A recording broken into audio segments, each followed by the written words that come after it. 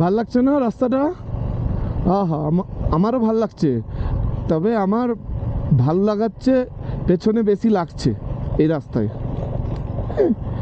বাপ রে বাপ, এটা রাস্তা! হ্যাঁ মানে এখনো অবধি অতটা খারাপ নয়, আমি ওই চিপস টিপসগুলো পড়ে আছে মানে ওই জন্য বলছি রিস্ক আর কি, রিস্ক ফ্যাক্টরের দিক দিয়ে বলছি।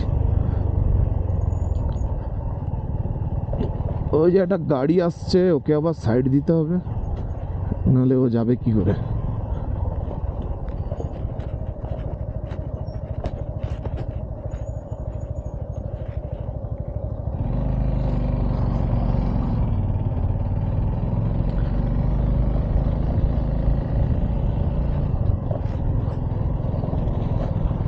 আগে থেকেই দাঁড়িয়ে যাই বাবু, কাছে গিয়ে সাইড তো দেবেই, কিন্তু কেন এত রিস্ক লেনে কা ভাই?